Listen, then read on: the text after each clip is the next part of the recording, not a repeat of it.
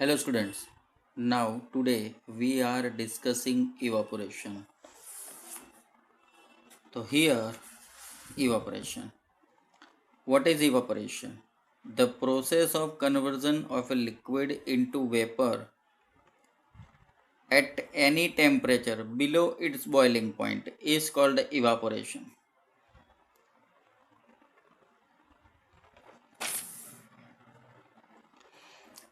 Process of conversion of liquid into its vapor. When liquid starts converting into vapor at any temperature, but not more than the temperature of boiling point, it is called evaporation. When जैसे कि हम कपड़े सुखाते हैं, तो कपड़े सुखाते हैं तो बॉइलिंग पॉइंट तक हीट नहीं मिलती है, फिर भी सूख जाते हैं, तो ये बिलो द बॉइलिंग पॉइंट है. हम झाड़ू पोछा करते हैं तो पोछा लगाने के बाद पानी है वो उड़ जाता है, लेकिन बॉइलिंग पॉइंट से नीचे टेम्परेचर को 25 डिग्री जो जनरली रूम टेम्परेचर होता है, तो at 25 degree Celsius the water can be evaporate. So this is evaporation. Particles of matter are always in a state of random motion. This is also true for liquid. These particles of liquid have a different amount of kinetic energy. जरूरी नहीं है कि liquid का हर एक particle की energy एक सी हो, क्योंकि सरफेस वाले जो पार्टिकल्स है उसमें थोड़ी ज़्यादा एनर्जी होती है. डीपर पार्टिकल्स होते हैं, जो पार्टिकल डीपर रीजन में होते हैं उसमें काइनेटिक एनर्जी थोड़ी कम रहती है. The particles present at the surface possesses comparatively higher kinetic energy to those present in the bulks, so they are able to break away from the surface by breaking the forces of attraction with other particles and get converted into vapor. तो जैसे कि surface वाला जो particle है वो ज़्यादा kinetic energy लेके उसके साथ वाले जो पार्टिकल के साथ उसका मोलेकुलर या पार्टिकुलेट फोर्स ऑफ अट्रैक्शन होता है उसको ओवरकम करके वो ज़्यादा एनर्जी लेके वो चला जाता है और सरफेस छोड़ देता है, तो वो वेपर में कन्वर्ट हो जाता है. As per example, wet clothes dry up in summer, lake ponds become dried up, etc. Factors affecting evaporation. So some factors which affects evaporation. The first one is surface area. Evaporation is a surface phenomenon. If the surface area is increased, the rate of evaporation is increases. As for example, while putting clothes for drying up, we spread them out. जब हम कपड़े सुखाते हैं तो जो door होती है उसके ऊपर कपड़े हम स्प्रेड करते हैं, तो होता क्या है कि सरफेस एरिया बढ़ जाने से वो जल्दी से सूख जाते हैं. और हमको ये एक्सपीरियंस है कि जो गर्म चाय पीते हैं तो जो सॉसर है उसमें निकाल के पीते हैं, क्योंकि सॉसर का जो एरिया है वो बहुत बड़ा है एक कप के हिसाब से. तो एरिया जितना बड़ा होगा इवोपरेशन भी उतना ही ज़्यादा होगा. तो चाय है वो सॉसर में जल्दी से ठंडी हो जाती है और हम इसको इजीली पी सकते हैं. दूसरा है temperature. With the increase of temperature, more numbers of particles get enough kinetic energy to go into the vapor state. As for example, to make sugar syrup from the saturated solution of sugar, clothes are dried up in summer very fast. तो ज़्यादातर हमारा experience ये रहा है कि summer में जो हम कपड़े हम सुखाते हैं वो जल्दी से सूख जाते हैं, क्योंकि समर में सनरेज है वो उसमें हीट थोड़ी ज़्यादा होती है, और यहाँ पे ज़्यादा हीट का मतलब ज़्यादा काइनेटिक एनर्जी पार्टिकल्स के पास हो जाती है. इसीलिए वो वेपर स्टेट में जल्दी से आ जाता है और कपड़े बहुत जल्दी से सूख जाते हैं। तीसरा है humidity. Humidity is the amount of water vapour present in air. The air around us can't hold more than a definite amount of water vapor at the given temperature. If the amount of water vapor in air is already high, the rate of evaporation decreases. मतलब ये है कि particular temperature पे हमारे आसपास का जो atmosphere है उसमें वेपर को होल्ड करने की जो कैपेसिटी है वो एक पर्टिकुलर अमाउंट तक होती है।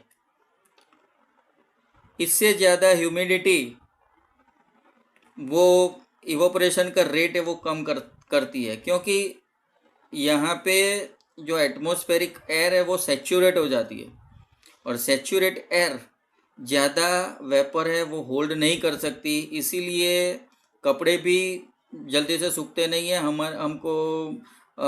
हमारा ये एक्सपीरियंस रहा है कि समर में तो कपड़े जल्दी सूख जाते हैं, लेकिन मॉनसून सीजन में कपड़े सूखते नहीं है क्योंकि एटमॉस्फेयर में ह्यूमिडिटी बहुत ज़्यादा होती है। इसीलिए ज़्यादा वाटर वेपर को एब्जॉर्ब करने की जो एबिलिटी है एटमॉस्फेयर की वो कम हो जाती है, इसीलिए जल्दी से सूखते नहीं हैं कपड़े। It takes much time to dry our wet clothes in monsoon. और fourth one is wind speed. With the increase in wind speed, the particles of water vapor move away with the wind, decreasing the amount of water vapor in the surrounding. As for example, clothes dry faster in a windy day, even in monsoon. जो wind होती है, ज़्यादा wind होती है, वो vapour को particular जगह से वो दूसरी जगह खींच जाती है, तो वेपर के लिए दूसरी जगह बन जाती है नई वेपर के लिए। सो कपड़े वो जल्दी सूख जाते हैं। तो विंडी डे मतलब कि जब विंड होती है तो इवोपरेशन की स्पीड भी थोड़ी ज़्यादा होती है। Now activity 1.14। तो यहाँ पे ये 1.14 है। Take 5 ml of water in a test tube and keep it near the window or under a fan. Take 5 ml of water in an open china dish and keep it near the window or under a fan. Take 5 ml of water in an open china dish and keep it inside the cupboard or on a shelf in your class.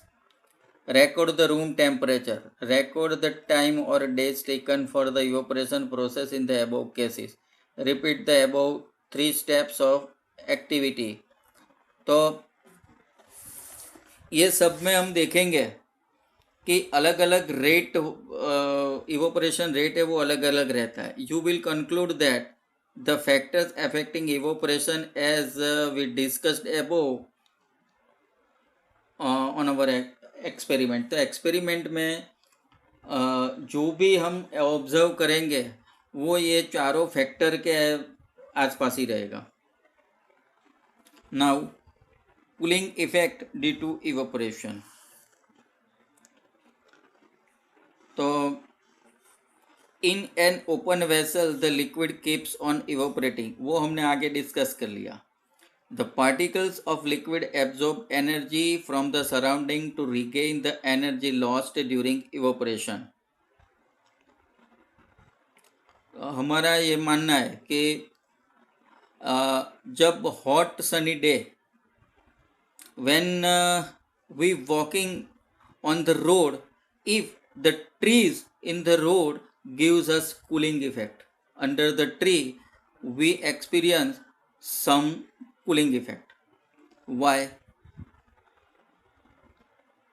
Tree के नीचे हमको ठंडक क्यों लगती है? क्योंकि tree है वो ट्रांसपिरेशन करता है, थोड़ा बहुत मॉइस्चर है वो लीव्स से बाहर निकलता है और वो टेम्परेचर को एब्जॉर्ब करता है, क्योंकि पानी में टेम्परेचर को एब्जॉर्ब करने की ताकत है, एबिलिटी है, जिससे क्या होता है कि कूलिंग इफेक्ट मिलती है।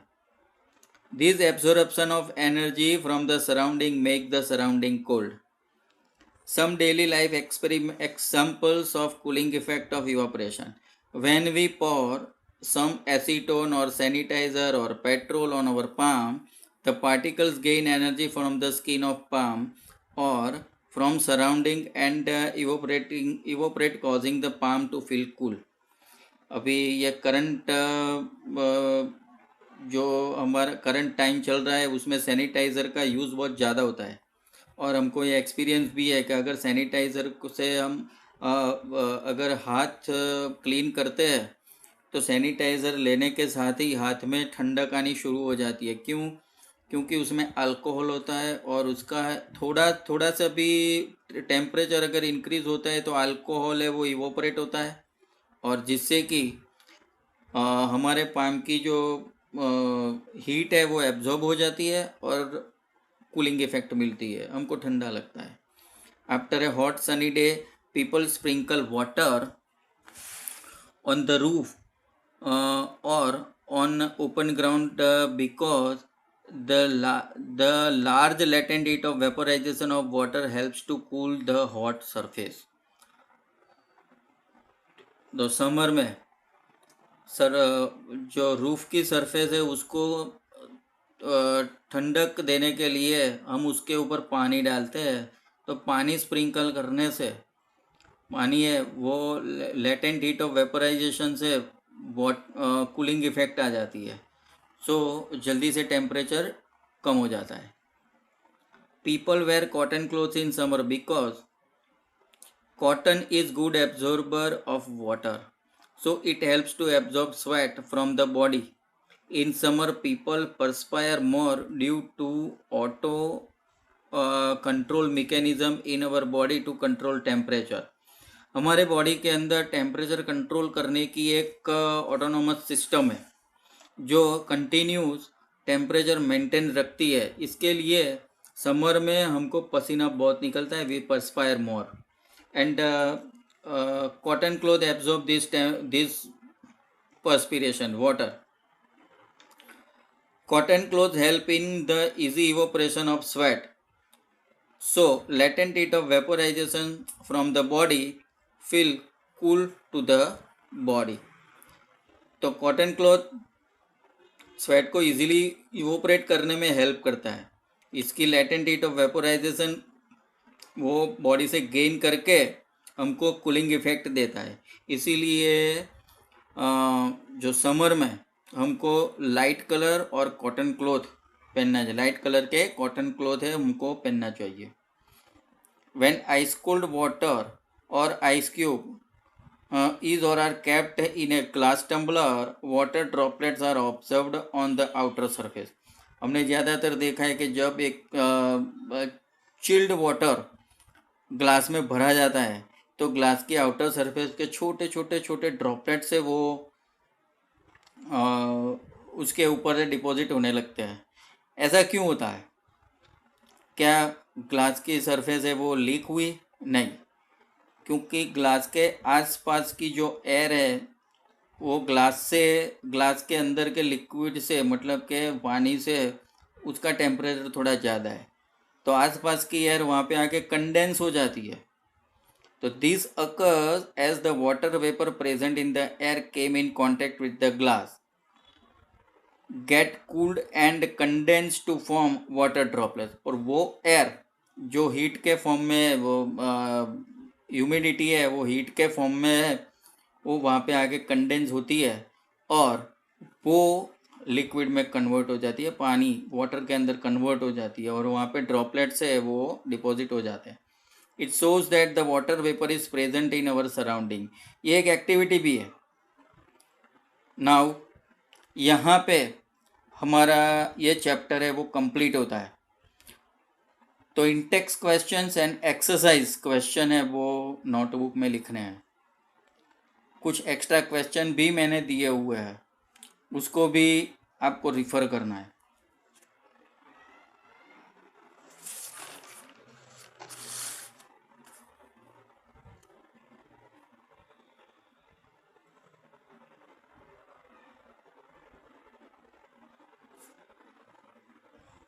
Okay, now ends up the session and also chapter.